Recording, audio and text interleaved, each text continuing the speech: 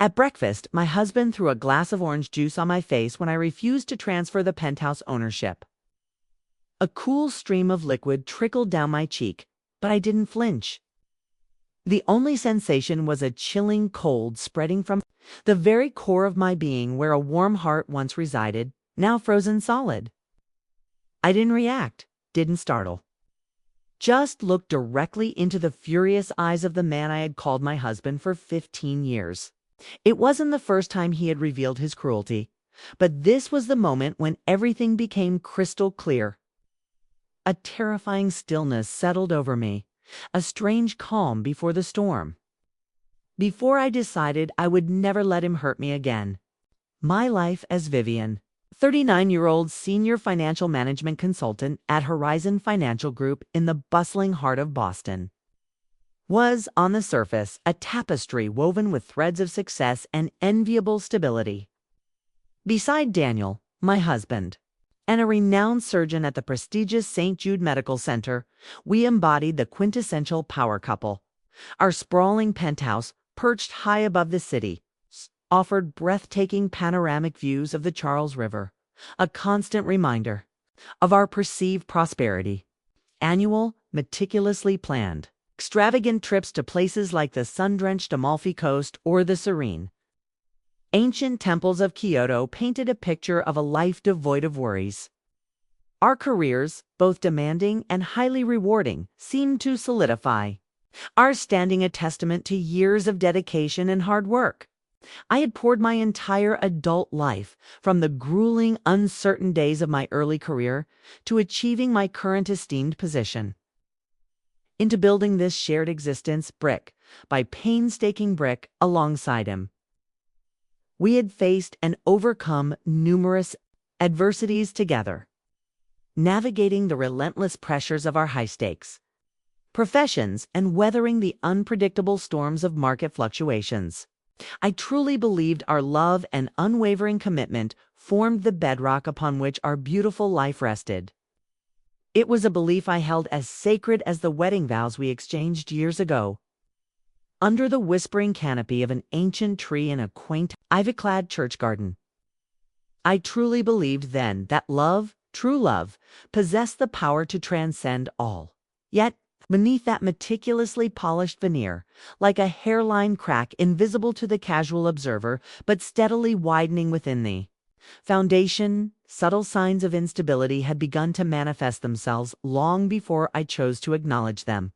He would return home increasingly late, explanations vague and laced with the convenient excuse of emergency surgeries that never seemed to align with the hospital's schedule. I discreetly checked. There was often a faint, cloying scent of alcohol on his breath, subtly masked by breath mints, or, more disturbingly, the unfamiliar, sweet fragrance of another woman's perfume clinging tenaciously to his freshly laundered, suspiciously crisp shirts. Sometimes I'd catch his fleeting, evasive gaze when I innocently inquired about the specifics of his demanding schedule, a subtle flinch that I, in my unwavering trust, chose to interpret as mere fatigue. I consistently rationalized these unsettling anomalies, convincing myself they were merely the unavoidable byproducts of a surgeon's inherently stressful life. The endless hours in the operating theater, the grueling overnight shifts, the relentless pressure of life or death decisions. I became adept at self-deception, skillfully sweeping aside my burgeoning suspicions.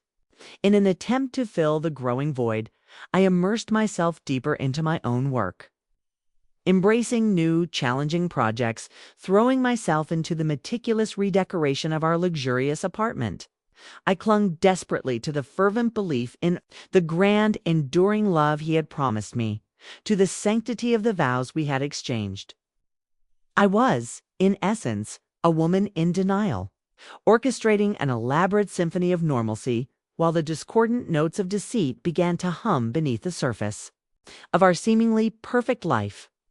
That evening, the soft, rhythmic sound of water drumming from the shower in the master bathroom echoed through the opulent silence of our penthouse, a seemingly innocuous backdrop to the seismic shift that was about to shatter my existence.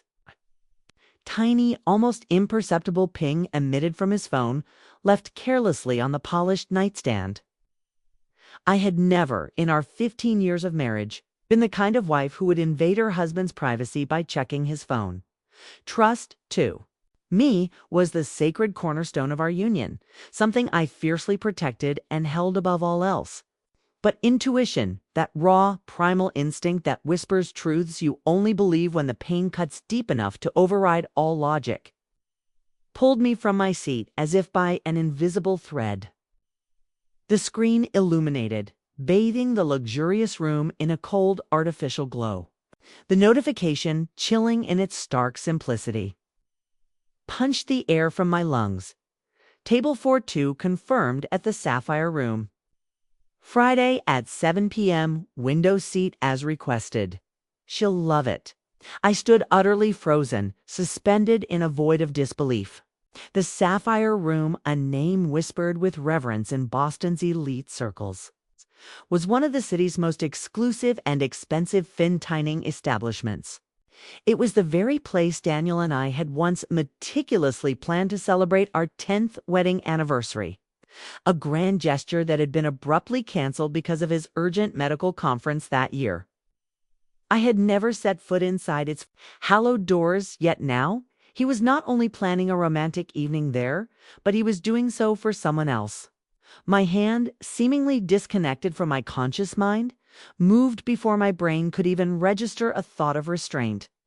The passcode, a cruel twist of irony. Still our wedding date, just for simple digits. As deceptively uncomplicated as I had once believed marriage itself to be, what I found upon unlocking the phone was an entirely different universe. Dark, sprawling cosmos of deceit that had existed just beneath the surface of my reality. A torrent of messages, illicit photos, clandestine notes, and entire conversations, meticulously archived, spanned almost a year. They chronicled a clandestine affair with someone named Chloe Davies, a young brunette research assistant working in the very lab at St. Jude Medical Center where he was a prominent surgeon. Their communication was incessant, daily, hourly even, dissecting the most intimate, trivial details of their shared lives, from her morning coffee preferences to the specific dress she wore at night. And then the photos from a 2-day conference trip to Miami, a trip he had dismissed as mundane and tedious. There, on the screen, was Chloe, curled intimately in his arms, her head nestled against his chest. His smile, bright and unrestrained, was a caricature of the reserved, often tired man I knew. I barely recognized the joyful, carefree face of the man who had once stood by me, unwavering. Through the brutal financial crisis of 2008, the air in the room seemed to vanish, replaced by a piercing, metallic ringing in my ears, a high-pitched drone that vibrated in my very bones. My primal instinct screamed. I wanted to hurl the phone across the room, to unleash a primal scream that would shake the foundations of our penthouse, to shatter the elegant crystal chandelier above my head. But instead, I stood rooted to the spot, my knuckles white heart, hammering a frantic rhythm against my ribs. His voice, irritatingly casual, drifted from the bathroom, oblivious, as if he hadn't just torched our entire marriage with a dinner reservation. With a superhuman effort, I placed the phone back precisely where it had been, burying the volcanic eruption of rage and agony deep within me. "Third drawer," I replied, my voice flat, cold, and utterly devoid of emotion. That night, I lay beside him in our king-sized bed, my back rigidly turned, listening to the steady, oblivious rhythm of his breathing. My body remained taut, every muscle strained like a bow drawn to its breaking point. How many times had I told myself his distance was just work stress? How often had I pretended not to notice him avoiding my eyes, making excuses to come home late, carrying unfamiliar perfume and suspiciously crisp shirts? Now I knew every suspicion, every gut feeling had been right, and I was no longer the blind wife. The next morning dawned with a deceptive, ordinary tranquility. I performed the ritual of our daily goodbye. Leaning in to place a kiss on his cheek, a hollow gesture now stripped of all meaning. "Good luck with your surgery this morning," I said, my voice carefully neutral, devoid of any hint of the turmoil raging within. He nodded absently, completely unaware that I had already seen the meticulously planned candlelit dinner reservation he had made for Chloe on Friday night. The moment the heavy oak door closed behind him, sealing his casual exit and my shattering reality, I snatched up my phone and called HR at Horizon Financial Group. My voice, though trembling internally, remained steady as I requested a 3-day leave. I needed time not for the indulgence of tears, not for a cathartic emotional breakdown, but for precise, calculated preparation for 15 years. I had meticulously played the role of the perfect wife, embodying every expectation, fulfilling every silent demand. Now it was time to shed that skin. I was going to be someone else entirely. I sat at the polished granite kitchen table, staring into a cup of coffee that had long gone cold, the bitter taste a perfect mirror to the hollowness in my chest. In less than 12 hours. The carefully constructed world I had trusted implicitly had been brutally stripped bare, revealing its rotten core. But instead of collapsing into the despair that threatened to engulf me, something else began to coalesce. Within me, sharp, chillingly calm, and terrifyingly clear. I did not want a screaming match, a theatrical outburst that would only leave me feeling humiliated and him with a convenient excuse. I did not want to be that clitched woman who smashes plates and yells hysterically in the kitchen, only to be met with pity and another robotic, insincere "I'm sorry." No, if Daniel wanted a special, intimate night with Chloe, then he would have won. It just wouldn't unfold in the blissful, ignorant fantasy he had so meticulously orchestrated.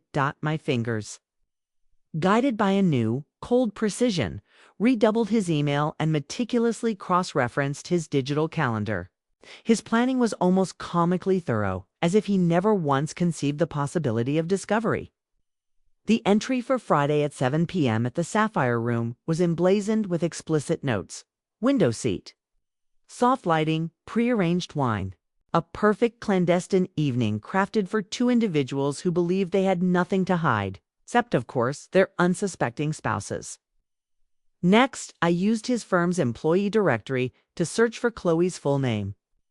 Chloe Davies, research assistant. It took less than 5 minutes to navigate through the digital maze and locate her social media profiles. Then, with a single decisive click, I found him. Alex Green, Chloe's husband, executive software engineer at a major design firm, Pinnacle Tech Solutions, nestled in the vibrant heart of downtown Boston. His online profile image revealed a warm, open smile and kind, discerning eyes. I did not know Alex, not in the traditional sense, but I knew intimately the searing agony of betrayal. And a thought, sharp and undeniable, pierced through my initial fog of pain. Perhaps he, too, deserved to know. Of course, I couldn't simply cold call a complete stranger and blurt out, "Your wife is secretly sleeping with my husband." I needed an approach that was subtle, believable, and, above all, devastatingly effective. As a senior financial management consultant, I possessed a unique professional privilege, the ability to invite distinguished guest speakers for our highly regarded seminar series. With this in mind, I meticulously crafted the perfect email. Each word carefully chosen for its formality, conciseness, and utterly professional tone. Dear Mr. Alex Green, my name is Vivian Holloway, and I currently serve as a senior financial management consultant at Horizon Financial Group. We are actively organizing a comprehensive speaker series focused on personal financial management, tailored specifically for professionals within the burgeoning medical technology sector. Your recent groundbreaking work in developing innovative medical applications has come to our attention, and we have been thoroughly impressed. If this opportunity aligns with your professional interests, I would be genuinely delighted to explore the possibility of formally inviting you to participate as a distinguished guest speaker to facilitate a detailed discussion regarding this. Potential collaboration. I have taken the liberty of scheduling a dinner for this Friday evening. Precisely at 7 o'clock p.m. at the Sapphire Room. It would be a distinct honor and pleasure to meet with you there to elaborate on the specifics of this exciting venture. Sincerely, Vivian Holloway. My finger hovered over the send button for a fleeting moment, a ghost of a tremor running through me. Then, with a resolute breath, I hit send. Less than 2 hours later, an email notification chimed. Alex's reply was swift and courteous. Thank you, Ms. Holloway. I'm very interested in this opportunity. Friday at 7 p.m. at the Sapphire Room works perfectly. I look forward to meeting you. I read that line over and over, heart pounding with a strange, unsettling blend of nervous anticipation and profound sorrow. He didn't know yet. Not the raw, brutal truth, but he would, and it would be revealed. Not through an angry confrontation, but through the stark, unvarnished clarity of an undeniable reality. The hardest part was next, booking my own table. I called the Sapphire Room directly, my voice a carefully modulated calm. Good evening, the hostess answered, her tone polished and polite. We have a few tables left for Friday. Do you have a preference? A table for two near the window, if possible, I said, a deliberate pause. And if there's one available near the reservation under Smith and Miller, ideally directly next to theirs. We are potential business partners, and we'd like to be nearby for a more intimate discussion. A carefully constructed half-truth, delivered with an air of sophisticated nonchalance, and it worked flawlessly. Certainly, ma'am. I'll seat you near them. Any special requests for wine or the menu? It's just a good view, I replied, a small grim smile playing on my lips, though she couldn't see it. Friday night, Alex and I would be seated mere steps from Daniel and Chloe, close enough to see every expression, every movement, close enough to shatter the elaborate illusion they had so meticulously woven in the dark. I hung up the phone, a strange, quiet satisfaction settling over me. Everything was ready. No screaming, no messy accusations, just a quiet, devastating reveal timed with surgical precision. Daniel always thought I was soft, gentle, easily manipulated. He was profoundly, tragically wrong. And Friday night would prove it beyond a shadow of a doubt. I arrived at the Sapphire Room 20 minutes early, a strategic move to compose myself and observe the scene. I wore a teal silk dress, a piece he once dismissed as too loud for dinner, now a defiant banner of my reawakened spirit. My hair was meticulously swept into a soft, elegant bun. My makeup subtle yet impeccably applied, and on my feet. Champagne-colored heels I had never before dared to wear outside their pristine box. Tonight I didn't dress to impress anyone. I dressed for battle. And the battlefield, ironically, was a 5-star restaurant, bathed in the soft glow of candlelight, permeated by the melancholic strains of a distant violin, and shimmering with the delicate gleam of crystal glasses. The maitre d', impeccably dressed, led me to my reserved table, a perfect, unassuming spot. From here I commanded a clear, unobstructed view of the window table. The very one where he and Chloe would soon conduct their clandestine charade. They had not yet arrived. I settled into my seat, a strange cocktail of anticipation and dread churning within me, and ordered a martini, my chest tightening. The imminent confrontation still made it hard to breathe, not from fear, but from finally facing a truth I had avoided for over a year. Vivian Holloway. A deep, warm voice, polite yet resonant, called from directly behind me. I turned slowly. Alex Green stood there, tall and impeccably dressed in a dark shirt, his polite smile a mirror of his online persona. His eyes, however, seemed a touch more weary than in his photos. "I'm really glad you came," I said, rising gracefully to extend my hand. "Thank you for accepting on such short notice. The pleasure's mine, Ms. Holloway. The topic you brought up truly intrigued me," he replied, settling into the seat across from me. We began with polite, innocuous small talk, but my eyes kept drifting toward the restaurant's grand entrance. Then they arrived. My breath hitched. He wore the gray blazer I had meticulously picked out for his birthday last year. Chloe, audacious and vibrant, was draped in a tight, fiery red dress. As he pulled out her chair, they exchanged a knowing glance, a shared laugh that sounded like a line rehearsed from their own illicit romantic film. I tightened my grip on my glass and maintained a steady conversational tone with Alex. He was too kind, too engrossed in our discussion, to notice the storm that raged just beneath my calm exterior. I watched him lean in, his head close to Chloe's, as he poured wine, his hand subtly grazing her wrist. She smiled and tilted her head, the candlelight catching the dazzling sparkle of her earrings. As I turned to discreetly grab my napkin, my eyes, by some cruel twist of fate, met his across the softly lit expanse of the restaurant. He froze, utterly immobilized.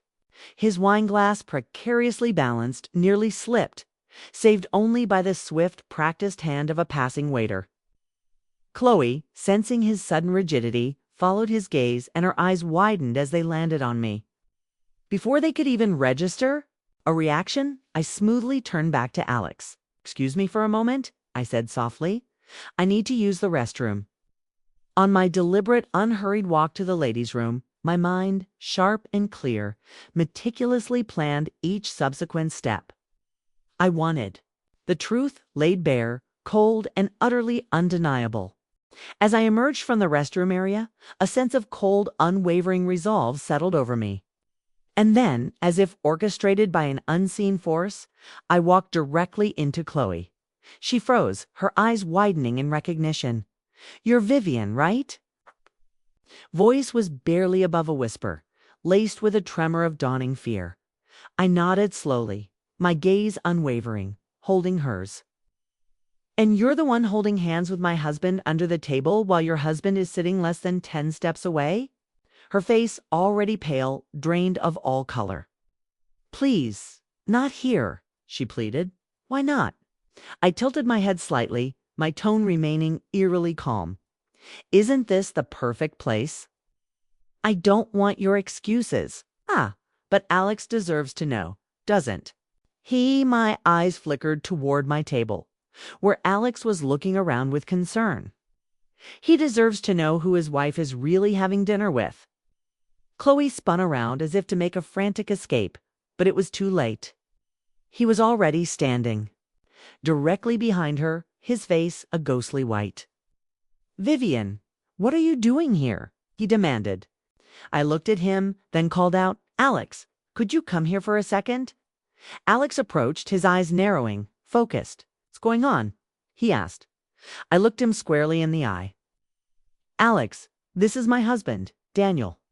And I believe you recognize Chloe, your wife." The entire restaurant seemed to freeze in that breathless moment. Chloe covered her mouth, a choked sob escaping. He stepped back. Alex turned to his wife, hurt, written all over his face. I turned and walked away, leaving them in the chaos. But before I left, I added calmly, "Oh, and don't worry, dinner's still on. Daniel's company card seems quite familiar to her." I walked out head high, leaving behind full glasses, unsaid apologies, and two unfaithful people drowning in the truth they couldn't escape. When I returned to my table after that brief, surgically precise confrontation, Alex was still standing, his gaze fixed on Chloe, who was now trembling visibly in Daniel's arms. Both of them looked utterly pale. I calmly signaled the waiter. "Please," I said gently, but with an unwavering firmness, "I need a private room. And if possible, merge our table with that of Mr. Daniel Smith. It seems we have a few things to clarify." The waiter nodded decisively. Within 5 minutes, we were discreetly ushered into a secluded private room, soft lighting, the table meticulously set for 4. I sat down first, my posture erect, Alex beside me. Daniel and Chloe sat across, stiff. A heavy silence descended. It was Daniel who finally broke the excruciating silence. Vivian, I don't even know where to start. Start 3 days ago, I interjected, pouring water into my glass. When you received that reservation confirmation and I happened to see it on your screen, that's when I knew. Both of them froze. Chloe looked down. I am sorry, she whispered. I turned my full attention to Alex. He's my husband and she's your wife. The least we both deserve is the unvarnished truth. Alex sat utterly still. What are you going to tell me? He asked. That it was a mistake? Or that you were just finding yourself? Chloe wept openly. Now, I never meant for it to go this far.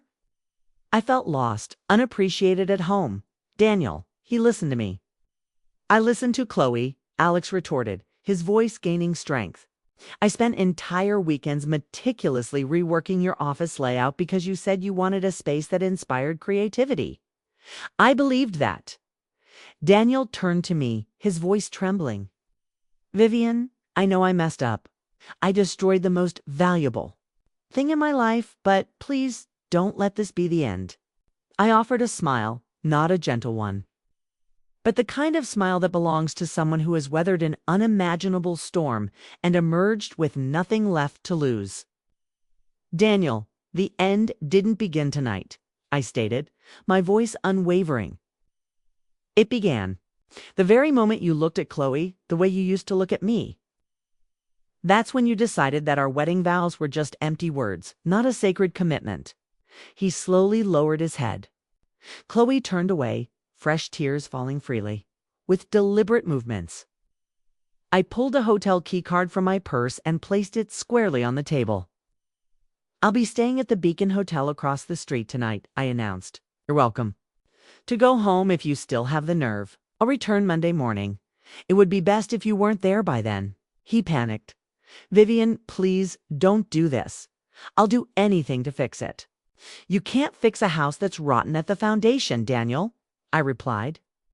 I used to be the kind of woman who always forgave. But now I've learned that sometimes endless forgiveness is simply a profound betrayal of yourself. I stood, adjusted. My dress then turned to Alex. I'm truly sorry you had to find out this way. He nodded silently. Thank you for showing me the truth. It hurts, but I needed it. I looked at Daniel and Chloe one last time. I wish you both luck.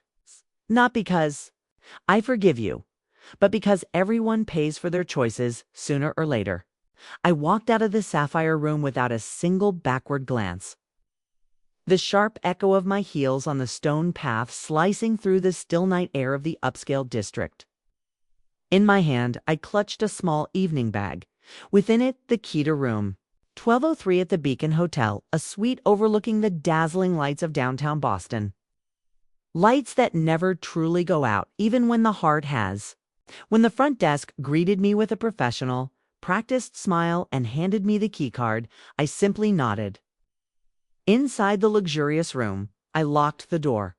I slipped off my heels and walked directly to the large window. For the first time in years, I saw myself clearly, stripped of all pretenses and illusions. There was no Daniel beside me, no shadow of his presence to obscure the profound loneliness that had long slumbered undisturbed within me. I sank onto the edge of the plush bed, and then, finally, I cried. It was a raw, primal surge of anger, indistinguishable from pain, a harsh, uncontrollable torrent that shook my entire being.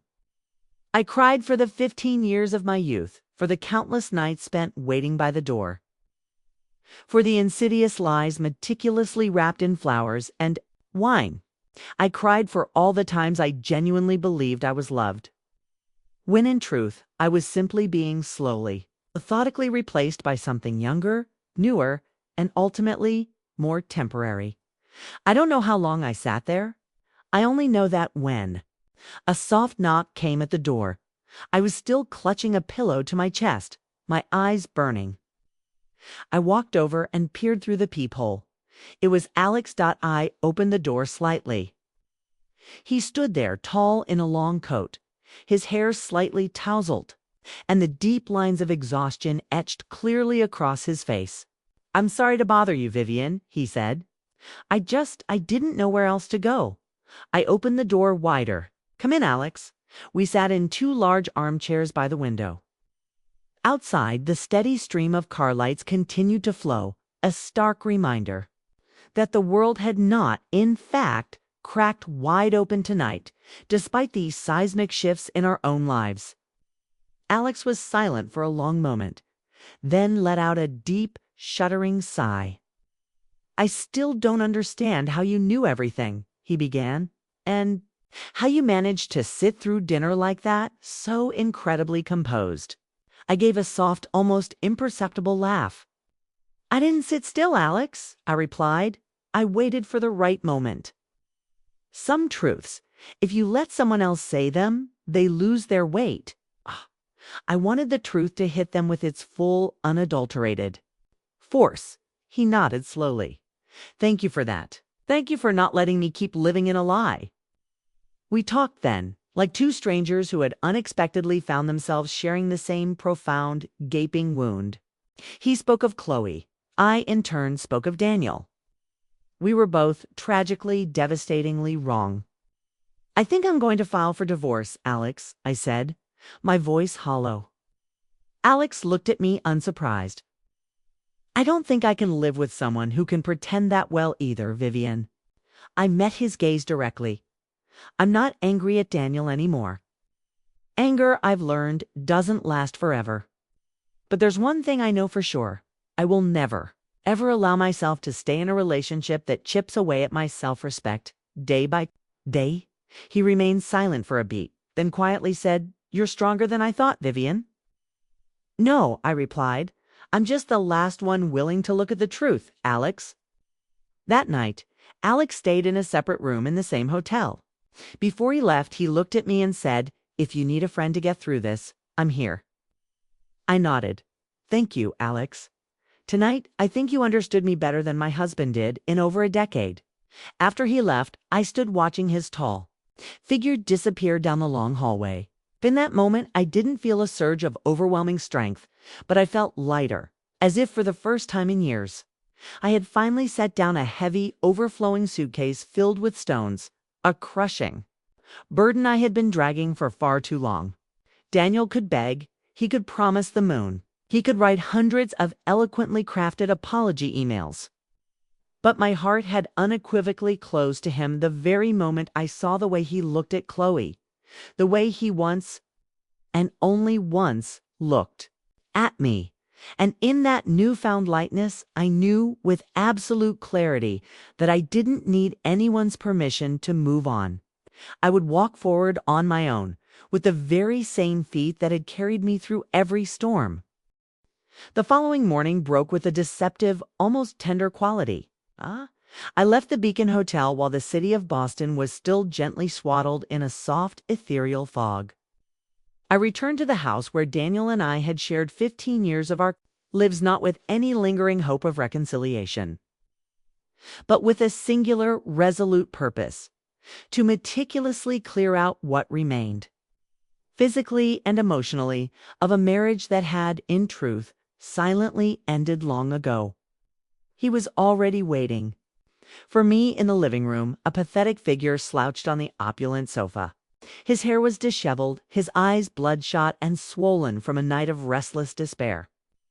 And his expensive shirt was wrinkled and half-buttoned, a stark contrast to his usual meticulous appearance.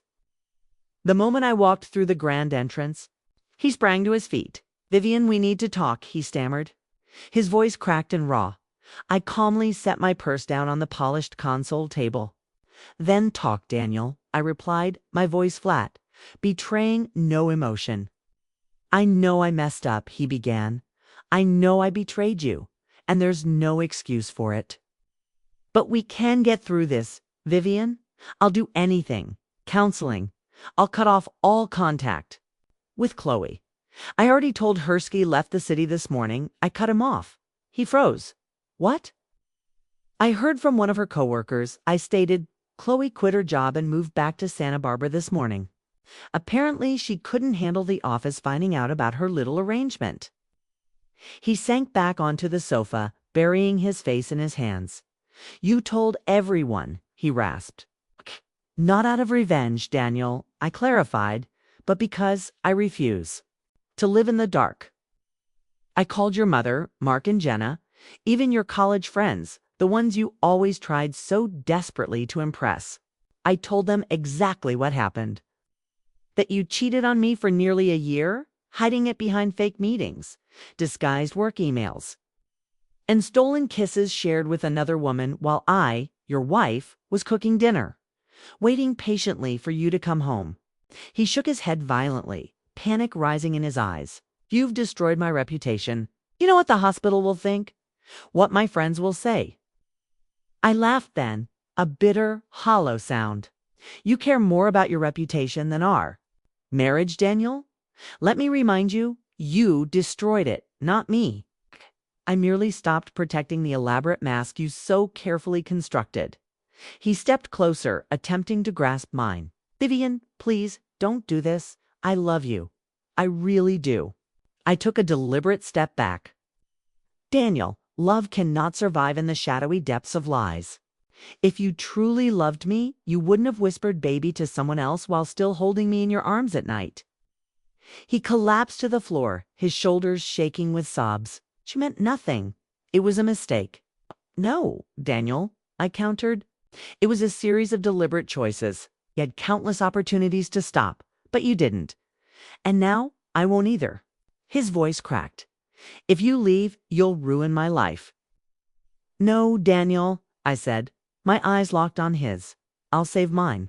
The following week unfolded as a relentless onslaught of Daniel's desperate attempts to win me back.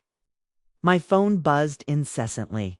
With his calls and texts, flowers arrived daily at my office.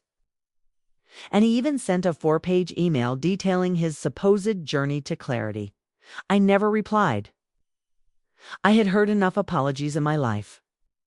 Now I yearned for silence to speak volumes.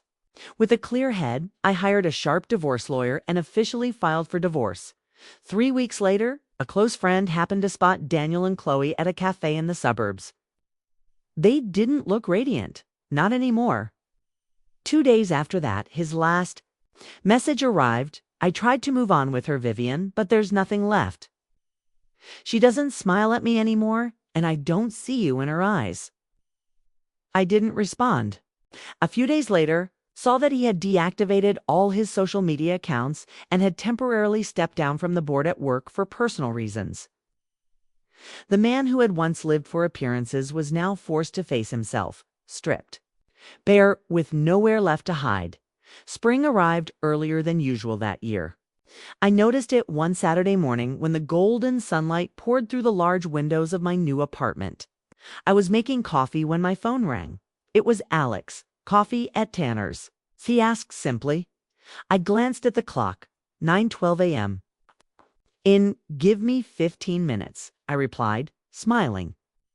Since that fateful night at the Sapphire Room, Alex and I, once complete strangers, now united as survivors of the same shipwreck, had stayed consistently in touch.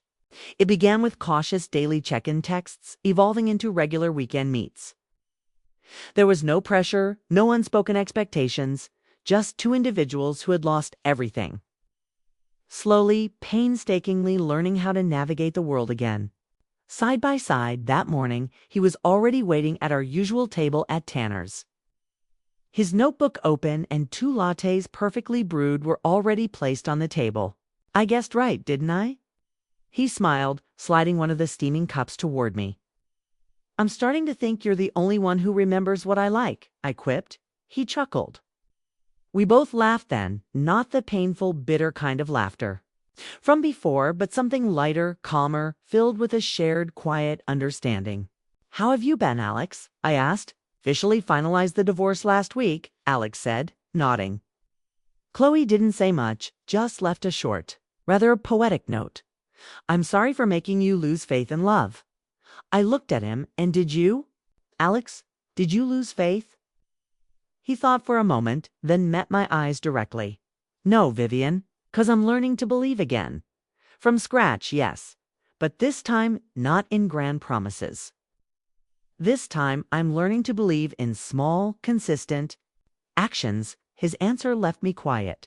We didn't need to say more. In that comfortable, understanding silence, I knew we were walking the same path, even if we hadn't yet dared to name what was subtly, beautifully growing between us. The ensuing months passed in a rare, profound peace. I returned to my lecturing at Horizon Financial Group with a renewed vigor. I even enrolled in a weekend photography class, finding a new creative outlet. For the very first time in my adult life, I lived without the constant, often suffocating label of being someone's wife. Alex, beyond his demanding role running Pinnacle Tech Solutions, began speaking at my student seminars. He never missed a single one, and each time he stood at the front, sharing his profound passion for design, technology, and, surprisingly, for the inherent humanity behind innovation, I felt a surge of inspiration. One day, after a particularly engaging session, I invited him to my new apartment, a modest space compared to the penthouse, but filled with vibrant greenery and bathed in natural light. We ordered pizza, sharing slices on the small balcony, watching the city lights shimmer. "Do you think we're changing, Alex?" I asked, pulling a soft knit blanket over my lap. "No, Vivian," he said, turning to face me. "I think we're returning to who we really are." I remained quiet. Simple, profound answers stirred my heart in a way I hadn't expected. One early summer evening, as we walked along the tranquil Charles River after an outdoor concert, Alex suddenly stopped. He turned to me, his expression serious, his voice steady. "Vivian, I'm not in a rush," he began. "I don't want to push you into anything you're not ready for. But if one day you ever want to try again, not with another marriage, but just a relationship built purely on trust, on unwavering honesty, and with absolutely no secrets, I'm ready." I looked at him. His eyes held no pressure, only profound patience and genuine sincerity. Smiled. "I'm not ready to love again the old way, Alex," I confessed. "But if it's the way you described, starting from friendship, sharing openly with nothing to hide, then maybe, just maybe, I've already started without even realizing it." Alex said nothing. He simply took my hand gently, without urgency. That hand didn't promise anything grand, but it told me that if anyone was going to help me write my next, most authentic chapter, it was the man standing before me. And under the soft glow of the city lights, with a gentle breeze brushing over the water, I knew I was stepping into something quiet, imperfect, but profoundly, undeniably real. And this time, I wouldn't have to sacrifice my self-worth to keep love, because the person beside me had once shattered too, and now we were both rebuilding from those very pieces. A year after that fateful, life-altering night at the Sapphire Room, an elegant invitation arrived in my mailbox. Professor Martha Benson's retirement celebration. My former PhD advisor and a woman I deeply respected, Professor Benson was a beacon of integrity and wisdom throughout my academic journey. The event was to be held at Hotel Lyrae, an establishment renowned for its elegant and calm ambiance, a perfect reflection of her dignified persona. I arrived early, dressed simply yet elegantly in a navy dress, adorned with my mother's cherished pearl earrings. In my hand, I carried a small, beautifully wrapped gift.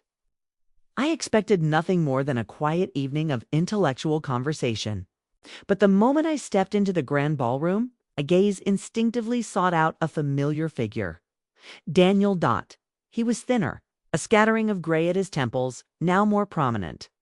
He was still impeccably polished, but the arrogant, unshakable confidence he once wore so effortlessly was conspicuously absent. When he turned and saw me, our eyes met across the room, and for a suspended beat, the world seemed to pause. Daniel, a half-empty wineglass in hand, walked slowly towards me. "Vivian," he said, his voice rougher, more worn than I remembered. "I didn't think you'd come." "I didn't think I'd see you here either, Daniel," I replied, my tone neutral.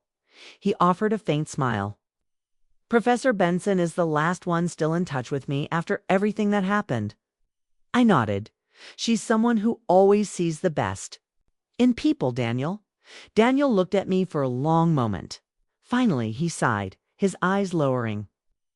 Vivian, I owe you an apology. A real one. Not because you need to hear it, but because I need to say it. I remained silent. After everything blew up, he continued, I lost more than I expected. Not just my reputation or my business relationships, but my own. I tried to hold on to Chloe for a while, but it fell apart faster than what I destroyed with you. I looked at him then and felt nothing, no anger, no resentment. I hope you find peace, Daniel, I said softly, genuinely. He nodded slowly. And you, Vivian? Are you okay? Yes, I said without hesitation. I'm rebuilding my life on my own terms, and I'm not alone. Just then, Alex walked into the room. He wore a charcoal shirt and an understated blazer. When he saw me, his face broke into that warm, genuine smile.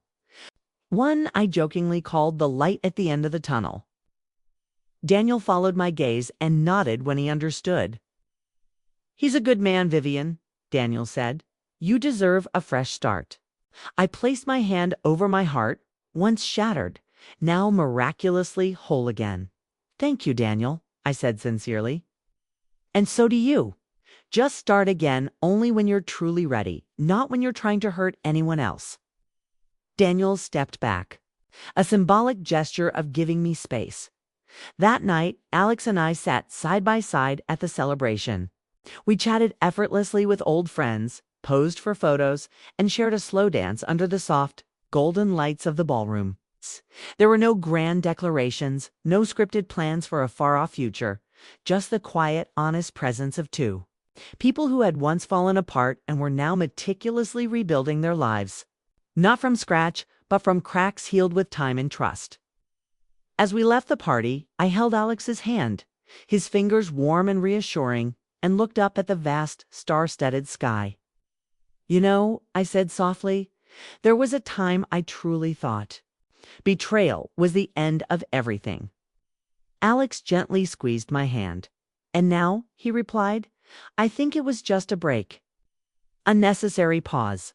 A redirection that allowed you to turn toward a better path, a truer path. And we walked on together without looking back because the tumultuous past had been closed with the silent grace of forgiveness. The present was painted with the vibrant hues of trust, and the future, unwritten and full of possibility, was quietly unfolding in every gentle hand I held that night. 1 year after the storm, I was no longer the woman who had unknowingly sacrificed everything for a husband who had so cruelly betrayed her. Now I am Vivian, strong, steady, and gloriously free. I didn't merely survive the pain. I transcended it. I found a new beginning, a life meticulously built on the unshakable foundations of honesty, respect, and self-worth. Betrayal, in its bitter irony, once broke me, tearing me down to my very core. But in doing so, it also led me to a far better, far more authentic life. I learned definitively to place my self-worth, my integrity, and my peace above blind, unconditional love. And in the end, with a quiet resolve that resonates deep within me, I chose myself. And I have absolutely no regrets. What do you think of Vivian's choice? If you were Vivian, would you have stayed silent or exposed the affair like she did? Share your thoughts below and don't forget to follow the channel for more powerful family stories.